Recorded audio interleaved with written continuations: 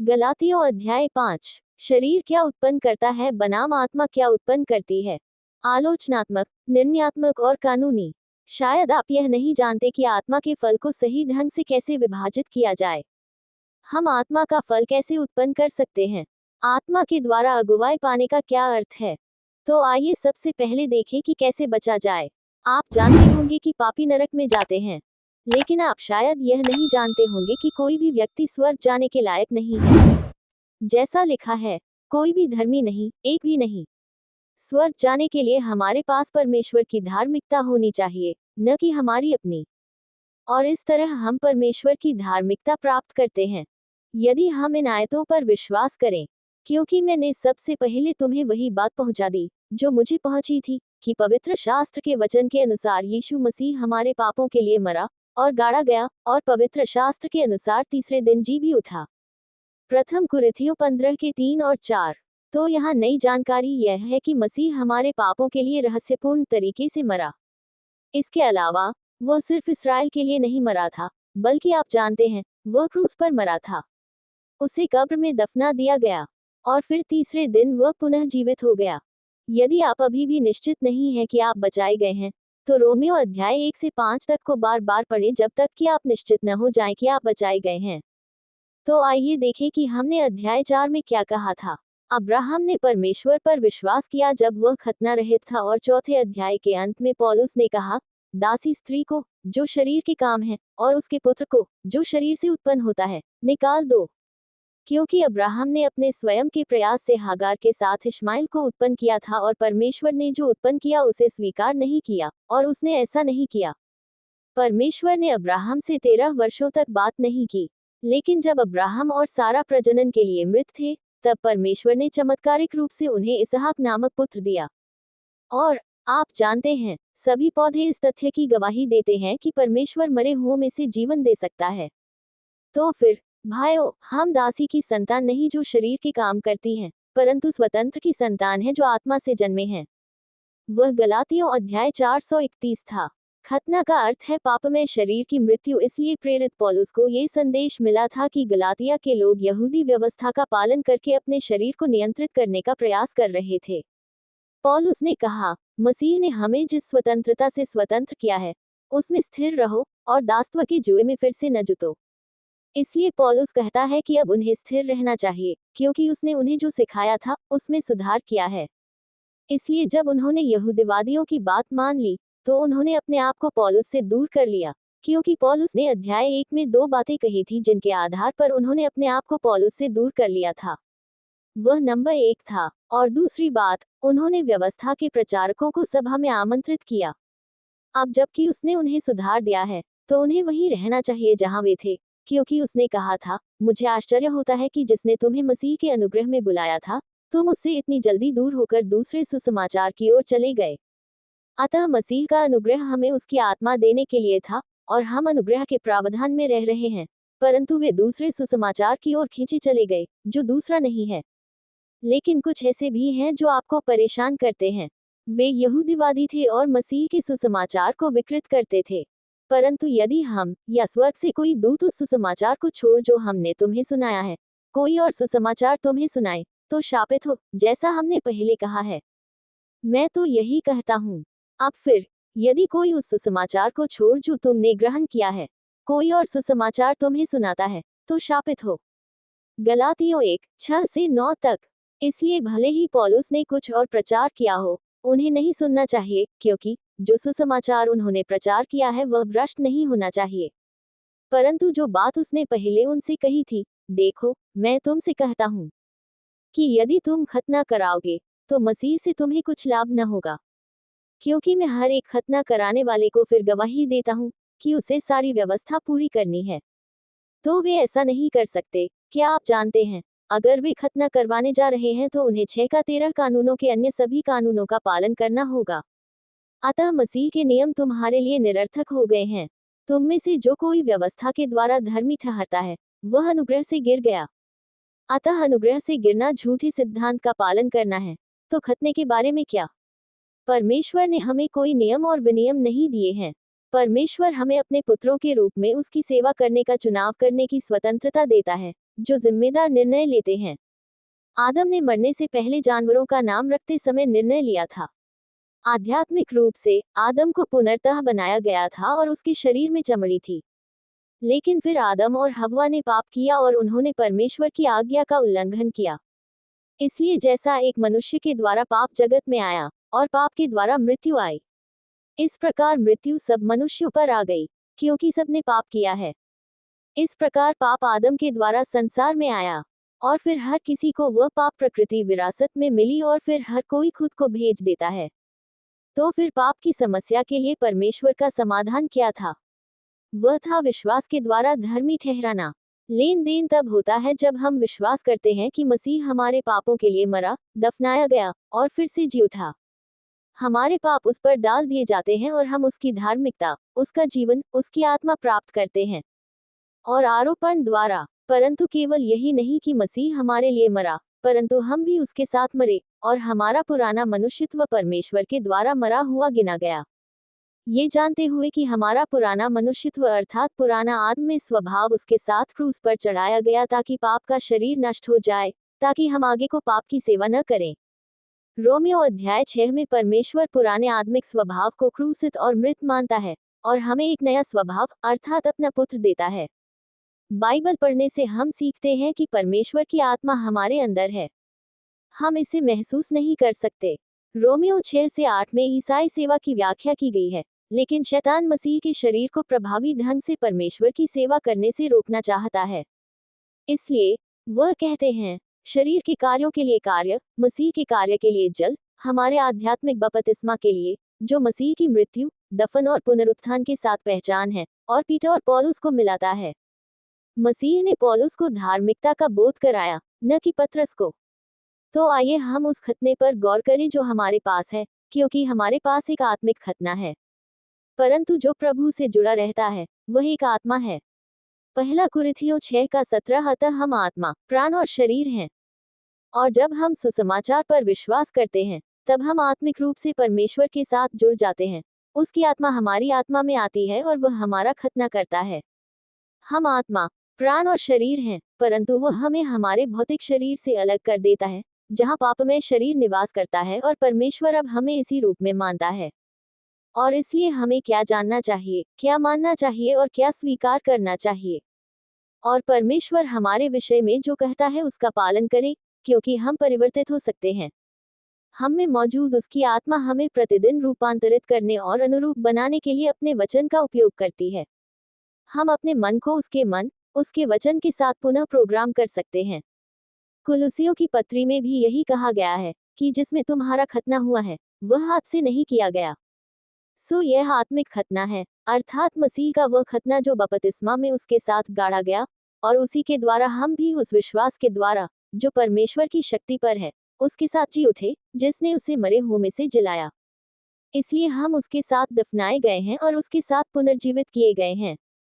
और यह ईश्वर का कार्य है जो ईश्वर ही करता है। कमाल हो गया।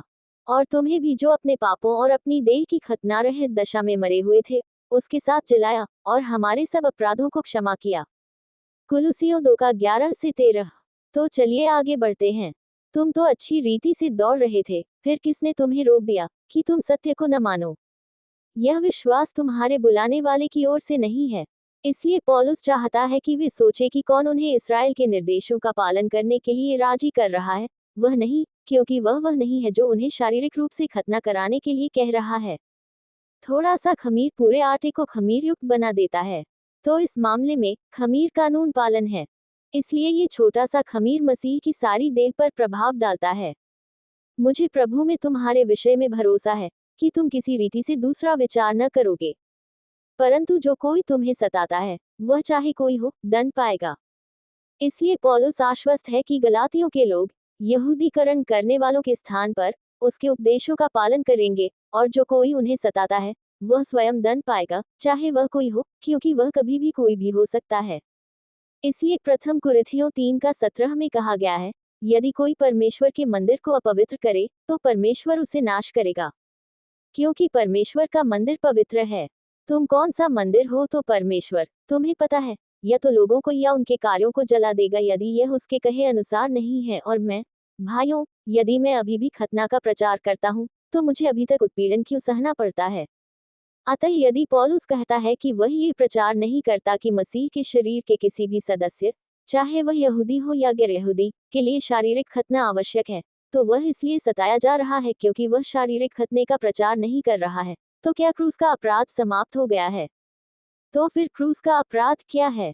ये है कि यीशु ने ये सब चुका दिया। मैं सब कुछ उसका ऋणी हूँ। इसलिए मसीह ने सब कुछ किया, और हमने कुछ भी नहीं किया सिवाय इसके कि जो उसने किया उस पर विश्वास करें। इसलिए पौलुस कहता है कि मैं करूंगा, यहाँ तक कि उन्हें काट भी दिया गया। आपको कौन सी परेशानी है? अतः पौलुस ने शब्दों का खेल खेला है। यहूदीवादियों ने गलातियों को धमकी दी कि यदि उन्होंने खतना नहीं कराया तो वे परमेश्वर से अलग हो जाएंगे। इसलिए पौलुस चाहता है कि वे मसीह की देह के प्रति झूठे सिद्धांत का प्रचार करने से अलग हो जाएं। इसलिए वे गलातियों को धर्मांतरित करने का प्रयास कर रहे हैं। पौलुस कभी किसी को शारीरिक रूप से खतना कराने का निर्देश नहीं देता है, क्योंकि हमारा खतना, जैसा कि हमने देखा, आत्मिक है। इसलिए आइए देखें कि हमने यहाँ क्या किया है। ठीक है, अतः हमारी आशा आरोपित धार्मिकता और मेघारोहण की प्रतिज्ञा के द्वारा उसकी आत्मा को प्राप्त करने की आश्वस्त अपेक्षा है। मसीह ने अपनी स्वर्गीय सेवकाई में पौलुस के द्वारा विश्वासियों को बुलाया। जब पौलुस पहली बार वहां था तो उसे आशीष मिली थी। उन्होंने उसके साथ ऐसा व्यवहार किया मानो वह मसीह हो। लेकिन अब उन्होंने खुद को पौलुस से दूर कर लिया है, और इसलिए वह ये पत्र लिख रहा है, क्योंकि पौलुस जानता है कि यदि वे शारीरिक रूप से खतना करवा रहे हैं, तो उन्होंने स्वयं को हटा लिया है। ये कहने के लिए उसे वहां उपस्थित होने की आवश्यकता नहीं है। मेरा मतलब है, आप जानते हैं, उसे यह पता लगाने के लिए गलातिया जाने की आवश्यकता नहीं है। यहूदीवादियों ने मसीह के युगगत परिवर्तन या प्रेरित पौलुस को नहीं पहचाना। इसलिए व्यवस्था में ये कहा गया था, और तुम्हारे बीच में जो 8 दिन का हो जाए उसका खतना किया जाए, अर्थात तुम्हारी पीढ़ी में हर एक पुरुष का खतना किया जाए। अर्थात जो घर में उत्पन्न हुआ हो, या रुपये से खरीदा गया हो, या कोई परदेशी जो तुम्हारे वंश का न हो, जो तुम्हारे घर में उत्पन्न हुआ हो, या रुपये से खरीदा गया हो, उसका खतना अवश्य किया जाए। ये वैकल्पिक नहीं है, और मेरी वाचा तुम्हारी देह में सदाकाल के लिए होगी ताकि यहूदियों को ये सदाकाल तक करना पड़े। और जो खतना रहित पुरुष बालक जिसकी खलड़ी का खतना न हुआ हो, वह प्राणी अपने लोगों में से नाश किया जाए। उसने मेरी वाचा तोड़ दी है। उत्पत्ति 17 का 10 से 17। तो आप इसराइल के परमेश्वर पर विश्वास करके और खतना करवाकर इसराइल के इसराइल में शामिल हो गए। उत्पत्ति 17 का 10 से 14 हमने अभी पढ़ा, और आप परमेश्वर के पुत्र पर विश्वास करके कलीसिया में शामिल होते हैं। परमेश्वर के पुत्र ने क्या किया? पहला कुरिन्थियों 15:3 और 4, जैसा कि पतरस ने गलातियों में लिखा है। मेरा मतलब है, पतरस ने प्रथम पत्रस 1 में यीशु मसीह के प्रेरित को ये पत्र लिखा, जो पुंतुस, गलतिया, कप्पदोकिया, एशिया और बिथुनिया में फैले हुए अजनबियों को लिखा था। अतः व्यवस्था के अधीन जो परदेशी था, वह अन्यजाति था। लेकिन जब यहूदी इजराइल से बाहर होते हैं, तो उन्हें अजनबी माना जाता है। तो आप जानते हैं, गलातिया में पतरस के कुछ अनुयायी छोटे झुंड के विश्वासी थे। अतः खतने के अतिरिक्त यहूदियों को शरीर के अन्य कार्य करने की आवश्यकता है, जैसे जल बपतिस्मा, राष्ट्रीय पापों की सार्वजनिक स्वीकारोक्ति, उन्हें याजकों का राज्य होना चाहिए और पशु की छाप नहीं लेनी चाहिए। तो फिर याकूब ने क्या कहा? प्रेरितों के काम 15 के बाद पृथ्वी पर राज्य नए धर्मांतरितों के लिए बंद कर दिया गया, और जब वे, तो यह वही है जो जेम्स ने कहा, सुना। उन्होंने प्रभु की महिमा की, और उससे कहा, ये पौलुस है, भाई, तू देखता है कि यहूदियों में से कितने हजारों ने विश्वास किया है, और वे सब व्यवस्था के लिए धुन में हैं, और वे तेरे विषय में जानते हैं कि तू अन्य जातियों में रहने वाले सब यहूदियों को मूसा से फिर जाने को सिखाता है, और कहता है कि न अपने बच्चों का खतना कराओ, और न रीतियों के अनुसार चलो। प्रेरितों के काम 21, 20 और 21। अतः पौलुस यह नहीं कह रहा था कि सभी छोटे झुंड के यहूदियों को खतना नहीं कराना चाहिए। वह उन यहूदियों से बात कर रहा था जो मसीह की देह में शामिल हो गए थे। इसलिए खतना न कराएं, अपने बच्चों का खतना न कराएं। प्रेरितों के काम 15 गलातियों 2 में यरूशलेम परिषद के बाद एकमात्र वैध सुसमाचार पौलुस का था। अतः प्रेरितों के काम 21 के द्वारा ये लोग जो अब यहूदी थे, व्यवस्था के द्वारा बचाए गए, हाँ, बचाए गए। अतः ये अविश्वासी यहूदी ही पौलुस के लिए परेशानी पैदा करने वाले लोग रहे होंगे। तो पौलुस को, आप जानते हैं, इस्राएल में पुरानी रीति रिवाजों की पूरी लहर के खिलाफ प्रचार करना पड़ा। ठीक है, आइए हम यहाँ अंतिम भाग देखें। क्योंकि हे भाइयों, तुम स्वतंत्र होने के लिए बुलाए गए हो, परंतु स्वतंत्र होने को शारीरिक अवसर न बनाओ, परंतु प्रेम से एक दूसरे के दास बनो। क्योंकि सारी व्यवस्था एक ही वचन में पूरी हो जाती है, इसमें भी प्रेम था। तू अपने पड़ोसी से अपने समान प्रेम रख। यही तो पौलुस पुराने नियम से उद्धृत कर रहा था। परंतु यदि तुम एक दूसरे को काटते और खाते हो, तो सावधान रहो कि एक दूसरे को नाश न कर दो। इसलिए यदि वे स्वयं को व्यवस्था के अधीन रखते हैं, तो आप जानते हैं, उन पर शरीर का फल हावी हो जाएगा।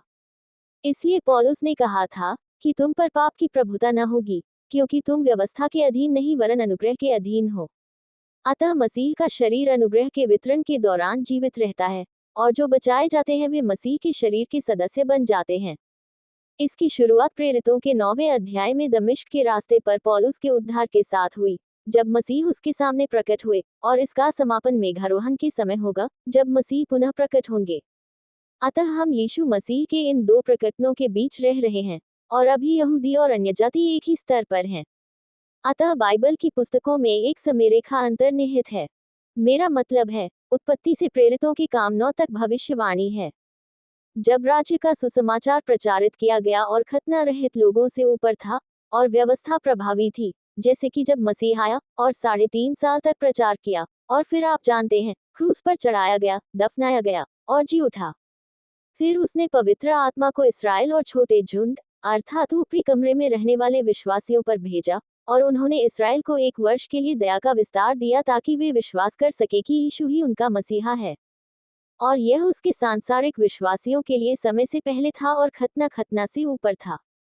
और फिर हमारे स्वर्गारोहण के बाद हम मसीह के न्यायासन के पास जाएंगे, और फिर थोड़ा समय होगा और फिर विलंबित क्लेश होगा, और मसीह का दूसरा आगमन भी होगा जिसमें देरी हुई थी, और मसीह आएगा और पृथ्वी पर अपना पहला 1000 साल का शासन स्थापित करेगा, और यहूदी फिर से खतना और खतना रहित लोगों पर हावी हो जाएंगे।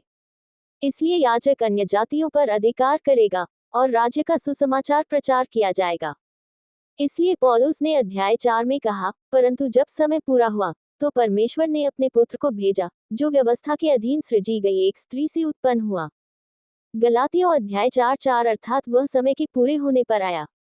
जब वह पाम संडे और एंटीक्रिस्ट पर आया तो ये कहने में सक्षम नहीं होगा कि वह डैनियल की समरेखा के अनुसार आया था। दानियल 9 का 24 से 27 तक परमेश्वर ने रहस्य को सम्मिलित किया और इस्राएल के कार्यक्रम में देरी की। खतने के चिन्ह ने अनुग्रह के वितरण के दौरान भविष्यवाणी में इस्राएल को अन्य जातियों से ऊपर रखा। यहूदी और गैर यहूदी एक ही स्तर पर हैं। मृत्यु का दंड पाप है, और पाप की ताकत व्यवस्था है। अतः ये व्यवस्था तब भी लागू थी जब मसीह पृथ्वी पर थे, और यह उनके दूसरे आगमन के बाद, अर्थात हमारे स्वर्गारोहण के बाद भी लागू रहेगी। ये पुनः प्रभावी होगा और तब यह नया नियम होगा, मेरा मतलब है, नई वाचा का कानून। और उसके दूसरे आगमन के बाद, व्यवस्था वास्तव में पाप को मजबूत करती है। इसलिए यह इसे बदतर बनाती है जब हम सोचते हैं कि मैथ्यू, मार्क, ल्यूक और यूहन्ना और प्रारंभिक कार्य मसीह के शरीर के लिए हमारे निर्देश हैं, और हम खुद को उस व्यवस्था के अधीन रखते हैं जो पापी शरीर को सक्रिय करता है। परंतु हमें आज्ञा दी गई है कि अपने आप को परमेश्वर का ग्रहण योग्य और ऐसा काम करने वाला ठहराने का प्रयत्न करो, जो मसीह के न्याय आसन पर लज्जित होने न पाए, और जो सत्य के वचन को ठीक रीति से बांटे। दूसरा तीमुथियुस 2 का 15। इसलिए हमें रहस्य को विभाजित करना चाहिए, जो कि रोमियो से फिलेमोन तक है। वे हमारी पुस्तकें हैं। फिर हमारे स्वर्गारोहण के बाद इब्रानियों से प्रकाशित वाक्य तक इन छोटे लाल पुरुषों को राज्य में बचाए जाने में मदद मिलेगी। हम यहाँ छोटे काले आदमी हैं, जिनका प्रतिनिधित्व वे छोटे काले आदमी करते हैं जो स्वर्ग में रहेंगे। तो छोटे लाल आदमी पृथ्वी पर रहेंगे। और इसी तरह आप सही ढंग से विभाजित करते हैं, इसलिए पौल चिंतित था कि वे उम्मत थे। खैर, पहले मैं इसे पढ़ लूं। परमेश्वर ने लगभग 2000 वर्ष पहले कार्यक्रम को बदल दिया था, और लोग अभी भी पुराने कार्यक्रम के तहत जीने की कोशिश कर रहे हैं। आप जानते हैं, मत्ती, मरकुस, लूका और यूहन्ना और आरंभिक प्रेरितों के अधीन। इसलिए पौलुस चिंतित था क्योंकि वह दिनों, महीनों, समयों और वर्षों का पालन करता था। गलातियों 4 का 10वें आयत इस्राएल के नियमों का पालन कर रहे थे और हम लोगों से कैसे प्रेम करते हैं। ठीक है, तो कुछ लोग परमेश्वर के पुत्र के बजाय शरीर में महिमा पाना चाहते थे। और इसी तरह हम दूसरों से प्रेम करते हैं। हमारा प्रेम दूसरे व्यक्ति की सर्वोच्च भलाई की तलाश में है। सबसे प्रेमपूर्ण कार्य जो हम कर सकते हैं वह है सुसमाचार को साझा करना। पहला कुरिन्थियों 15 का 3 और 4 और सही विभाजन यह मैं कहता हूँ, तो आत्मा में चलो और तुम शरीर की वासना को पूरा नहीं करोगे, ठीक है। इसलिए हम आत्मा में चलते हैं जब हम प्रेरित पौलुस के हमारे निर्देशों का पालन कर रहे हैं, क्योंकि शरीर आत्मा के खिलाफ लालसा करता है और आत्मा शरीर के खिलाफ, और ये एक दूसरे के विरोधी हैं, इसलिए कि तुम जो करना चाहते हो वह न करने पाओ। तो आप जानते हैं, शरीर और आत्मा के बीच संघर्ष है। हम जो अच्छा है वह करना चाहते हैं, परंतु अपने पाप में शरीर के कारण ऐसा नहीं कर सकते। यदि तुम आत्मा के चलाए चले जाओ तो तुम व्यवस्था के अधीन न रहोगे। इसलिए यदि हम आत्मा के द्वारा चलाए जा रहे हैं तो हम व्यवस्था के अधीन नहीं हैं, क्योंकि आत्मा आपको कभी भी व्यवस्था के अधीन नहीं ले जाएगी।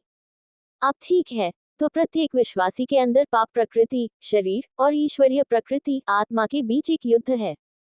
हम अपने पतित शरीर में स्वयं के प्रयास से परमेश्वर के उच्च मानक को बनाए नहीं रख सकते, क्योंकि हम जो हमें बताया गया है उसके विपरीत कार्य करते हैं। तो अगर यह कहता है कि गीले पेंट को मत छुओ, तो हम उसे छुएंगे। यदि इसमें कहा गया है कि नशीली दवाओं का प्रयोग न करें, तो हम नशीली दवाओं का प्रयोग करना चाहेंगे। शरीर तो घमंड करना चाहता है, परंतु हमें मसीह के प्रदर्शन की आवश्यकता है। शरीर स्वयं का प्रयास है जो पुराने पतित स्वभाव, आत्मिक पापी शरीर का उपयोग करता है। ठीक है, इसलिए हम आत्मा में चलते हैं जब हम बाइबल को सही ढंग से विभाजित करते हैं। हमें मसीह में अपनी स्थिति में दृढ़ रहने और प्रेरित पौलुस के माध्यम से हमारे जी उठे प्रभु के निर्देशों का पालन करते हुए जीने की आवश्यकता है। अंदर का युद्ध यह है कि मैं अपने दम पर कानून का पालन कर सकता हूं या नहीं, परंतु मसीह ने मेरे लिए व्यवस्था का पालन किया। अतः पौलुस शरीर के कुछ कार्यों का उल्लेख करने जा रहा है, अतः वे यौन पाप होंगे। प्रथम, शरीर के काम प्रत्यक्ष या प्रकाशित होते हैं, जो कि व्यभिचार, अशुद्धता, कामुकता हैं। तो ये यौन पाप हैं। यहाँ मानसिक पाप आते हैं, मूर्ति पूजा, जादू टोना, घृणा, मतभेद, अनुकरण, क्रोध, कलह, राजद्रोह, विधर्म। विधर्म झूठे सिद्धांत हैं। यहाँ ईर्ष्या, हत्या, नशा, मौज मस्ती आदि नैतिक पाप आते हैं। जैसा कि मैं तुम्हें पहले भी कह चुका हूँ जब वह उनके साथ था, कि जो लोग ऐसे काम करते हैं वे परमेश्वर के राज्य के वारिस न होंगे। तो ये अविश्वासी लोग ही हैं जो इस प्रकार की बातें करते हैं। और परमेश्वर का राज्य दो स्थानों स्वर्ग और पृथ्वी से बना है, परंतु आत्मा के फल से। तो अब वह आत्मा के 9 फलों के बारे में बात करने जा रहे हैं। 3 है आंतरिक, परंतु आत्मा का फल प्रेम, आनंद और शांति है। यह आंतरिक अवस्था है। फिर मनुष्य की ओर आती है सहनशीलता, सौम्यता, भलाई। और फिर परमेश्वर की ओर 3 आते हैं, विश्वास, नम्रता जो आज्ञाकारिता है, और संयम जो आत्मनियंत्रण है। ऐसों के विरोध में कोई व्यवस्था नहीं, और जो मसीह के हैं उन्होंने शरीर को उसकी लालसाओं और अभिलाषाओं समेत क्रूस पर चढ़ा दिया है। अतः जो लोग मसीह के हैं उन्होंने केवल शरीर को ही क्रूस पर चढ़ाया है। इस पाप में शरीर को सुधारने का कोई रास्ता नहीं है, इसे क्रूस पर चढ़ाना होगा। यदि हम आत्मा के अनुसार चलें तो आइए हम भी चलें। आप जानते हैं, यदि हम आत्मा में जीते हैं तो यही मसीह में हमारी स्थिति है। आप जानते हैं, हम विश्वास के द्वारा बचाए जाते हैं। आइए हम भी आत्मा में चलें। आइए हम भी विश्वास से जीवन जिएं। और आप जानते हैं कि हमारे निर्देशों पर चलना है। हम व्यर्थ महिमा की चाहत न रखें, एक दूसरे को छेड़े नहीं, एक दूसरे से ईर्ष्या न करें। यहीं पर गलातियों का अंत होता है। वह श्लोक 26 था। इसलिए हम प्रतिस्पर्धा या अभिमानी नहीं होंगे, इसलिए जो स्वभाव एक विश्वासी को नियंत्रित करता है वही हम सबसे अधिक पोषण देते हैं। रोमियो 6 का 16 और 26। आइए उन आयतों पर नजर डालें। क्या तुम नहीं जानते कि जिसकी आज्ञा मानने के लिए तुम अपने आप को उसके दासों की नई सौंप देते हो, उसी की आज्ञा तुम स्वयं मानते हो, चाहे पाप के अनुसार मृत्यु, चाहे आज्ञाकारिता के अनुसार धार्मिकता। रोमियो 6 का 16। अतः पौलुस कहता है, तुम्हें पता है कि तुम्हें पाप का अनुसरण नहीं करना चाहिए, तुम्हें आज्ञा पालन करना चाहिए। और तुम्हारे पास निर्देश होंगे और तुम्हारे पास धार्मिकता होगी। कलवरी पर क्रूस पर मसीह ने जो किया वह हमें अनंत जीवन के लिए उसकी आत्मा देने के लिए पर्याप्त था। कोई भी कानून आत्मा द्वारा उत्पन्न किए जाने वाले कार्य को रोक नहीं सकता। केवल आत्मा का फल ही अनंत लाभ देता है। शरीर को बचाया नहीं जा सका और उसे सुधारा नहीं जा सकता। इसे क्रूस पर चढ़ाकर अपमानित किया जाना चाहिए। पौलुस लिखते हैं, इसलिए भाइयों, हम कर्जदार हैं, शरीर के नहीं। हम शरीर को नहीं जानते। शरीर के अनुसार जीवन बिताने से कुछ नहीं होगा, क्योंकि यदि तुम शरीर के अनुसार जीवन बिताओगे तो मरोगे। अतः ये ईश्वर के लिए कार्यात्मक रूप से बेकार है। परंतु यदि तुम आत्मा के द्वारा शरीर के कार्यों को मारते हो तो जीवित रहोगे। अतः यदि तुम आत्मा में हो तो तुम शरीर के कार्यों को मारते हो, उनका अपमान करते हो या उन्हें क्रूस पर चढ़ाते हो, और फिर भी जीवित रहोगे और तुम परमेश्वर के लिए कार्य करने में सक्षम होगे। रोमियो अध्याय 8 का 12 और 13। हर साल इतनी बड़ी संख्या में गैर यहूदी शिशु लड़कों का खतना क्यों किया जाता है? ऐसा इसलिए है क्योंकि लोग सही ढंग से विभाजित नहीं होते और यह नहीं समझते कि हमारे पास एक नया प्रेरित पौलुस है, एक नया सुसमाचार है, विश्वास के द्वारा औचित्य है, अनुग्रह का एक नया प्रबंध है, एक नया एजेंसी है, मसीह का शरीर है, एक नया श्रोतागण है, सभी लोग हैं, एक नया ऑपरेटिंग सिस्टम है। अनुग्रह न की व्यवस्था, एक नया मंत्रालय, मिलमिलाप और एक नया भाग्य।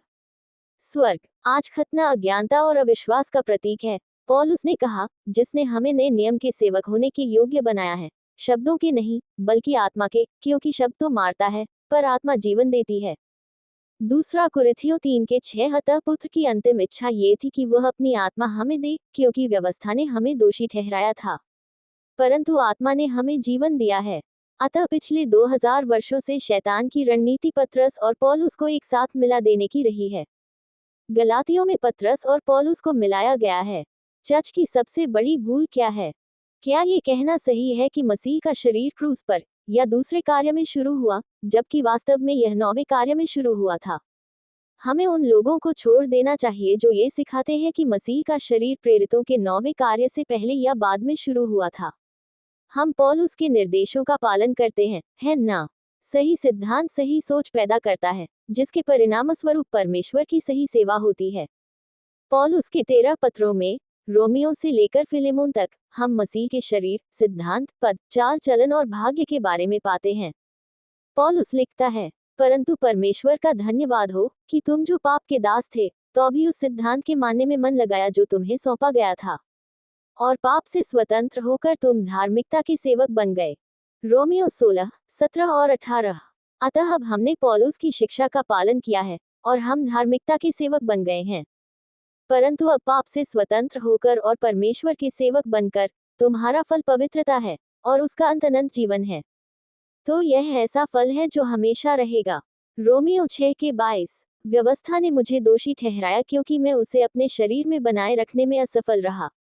इसलिए हमें प्रतिदिन अपने पापमय शरीर के लिए मरना चाहिए और आत्मा में होना चाहिए।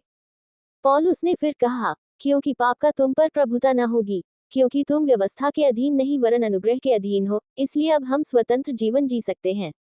रोमियो 7 ने कहा, हम उस व्यवस्था के प्रति मर चुके हैं जो हमारे पापमय शरीर को सक्रिय करती है। कोई निंदा नहीं, इसमें कोई निंदा नहीं है। यदि हम मसीह की सेवा उस निर्देश का पालन करके कर रहे हैं जो उसने हमें प्रेरित पौलुस के द्वारा रोमियो से फिलेमोन को दिया था, तो हम में उसकी आत्मा उस धार्मिकता को उत्पन्न कर सकती है जिसे उत्पन्न करने के लिए व्यवस्था बनाई गई थी। सो अब जो मसीह यीशु में हैं, उन पर दंड की आज्ञा नहीं, क्योंकि वे शरीर के अनुसार नहीं वरन आत्मा के अनुसार चलते हैं। ठीक है। अतः रोमियो 8 1 और 2 में पौलुस लिखता है कि जो लोग मसीह यीशु में हैं और शरीर के अनुसार नहीं चलते, उन पर कोई दंड की आज्ञा नहीं। यदि हम शरीर के अनुसार कार्य करने का प्रयत्न नहीं कर रहे हैं, परंतु आत्मा के अनुसार कार्य करने का प्रयत्न कर रहे हैं, और जो कुछ पौलुस को मसीह यीशु में जीवन की आत्मा की व्यवस्था के लिए मसीह द्वारा दिया गया था, उस पर विश्वास कर रहे हैं, तो यह एक नया कानून है। हमारे पास मसीह यीशु में जीवन की आत्मा है। हम में उसके जीवन ने मुझे पाप और मृत्यु की व्यवस्था से स्वतंत्र कर दिया है। अतः पाप और मृत्यु की व्यवस्था मोज़ेक व्यवस्था थी, जो व्यवस्था नहीं कर सकती थी, क्योंकि वह शरीर के कारण निर्बल थी। मैं व्यवस्था का पालन नहीं कर सका क्योंकि मैं पापमय शरीर में था। परमेश्वर ने अपने ही पुत्र को पापमय शरीर की समानता में भेजकर पाप के कारण अपने शरीर में पाप की निंदा की। इसलिए जब मसीह क्रूस पर मरा, तो उसने अपने शरीर में पाप की निंदा की, क्योंकि उसने कभी पाप नहीं किया था और उसे गुलाब में दफनाया गया ताकि व्यवस्था की धार्मिकता हम में पूरी हो सके, जो शरीर के अनुसार नहीं बल्कि आत्मा के अनुसार चलते हैं। रोमियो 8 1 से 4। तो सही है।